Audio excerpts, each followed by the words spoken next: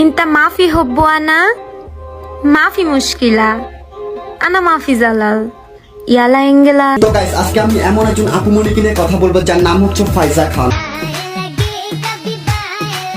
এখন আপনাদের মধ্যে অনেকে আমাকে বলতে পারেন যে এই ফাইজা খানটা আবার কি।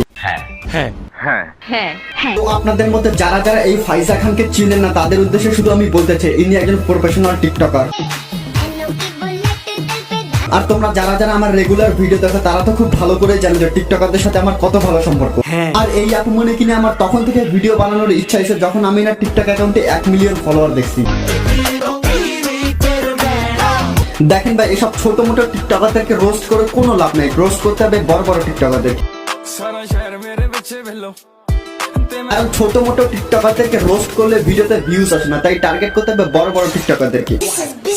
তো চলুন আজকে আমরা এই আপুমনিকে একটু হালকা করে রোস্ট করব। انت ما في حب وانا আমি শিওর আপনাদের মধ্যে অনেকে এখন আমাকে বলতে পারেন যে ভাই রোস্ট করলে কড়া করে করেন, হালকা করে কেন করবেন। তাদের উদ্দেশ্যে শুধু আমি একটা কথা বলবো যে ভাই ওইটা তো আমি কথার কথা বলছি যে হালকা করে রোস্ট করবো। পুরো ভিডিওটা দেখেন তাহলে বুঝতে পারবেন যে হালকা হয়েছে না করা হয়েছে।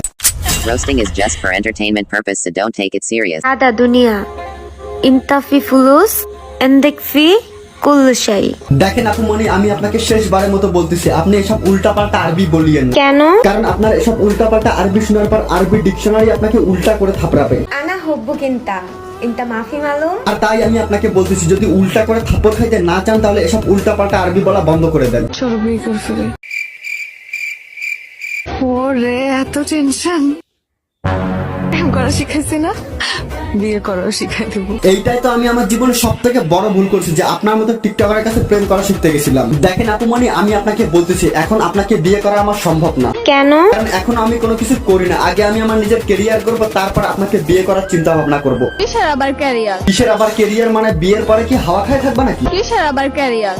তুই ধান কাটবি আর আমি রান্না করব, আর দুপুরে তোর জন্য খাবার নিয়ে আসবো, আর তুই খেয়ে বলবি বাহ বউ আমার অনেক ভালো রান্না করতে পারে। দেখেন আপুমনি আপনার কথা শুনে আমার আপনাকে গালি দিতে ইচ্ছা করতেছে কিন্তু আমি আপনাকে গালি দিব না। هذا دنيا انت في فلوس কারণ আমার এই ভিডিওগুলো আমার এলাকার ছোট ভাই ব্রাদাররাও দেখে, তাই আপনি বাঁচে গেলেন। عندك في كل شيء। তাহলে আমি আপনাকে এমন গালি দিতাম যে আপনাকে গালি দেওয়া দেখে গালিও কনফিউজ হয়ে যেত যে ইনি কি বলতেছে সব। শহর জুড়ে বৃষ্টি নামুক তুমি খুঁজে নিও ঠাই। আর আপুমনি আমি তোমাকে একটা সত্যি কথা বলতেছি, আমি তোমাকে যেদিন ফার্স্ট টাইম দেখছিলাম না সেদিন থেকে আমি তোমাকে করতে চাই।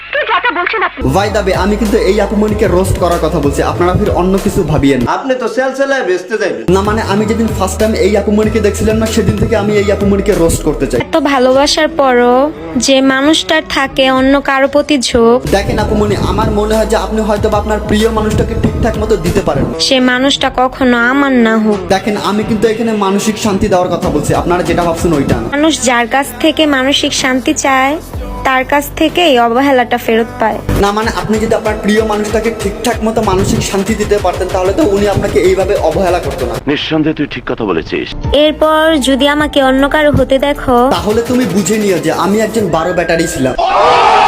তাহলে বুঝে নিও কারণ এই আপুমনি শুধু বাইক আর বাইকওয়ালা ছেলেদের প্রেমে পড়ে, আমি তোমার বাইক আর বাইকের গতির প্রেমে পড়ছি। আর তোমাদের মতো সাইকেলওয়ালা ছেলেদের সাথে তো শুধু ইনি টাইম পাস করে। তাহলে আজকে আমরা এই ভিডিওর মাধ্যমে কি শিখলাম?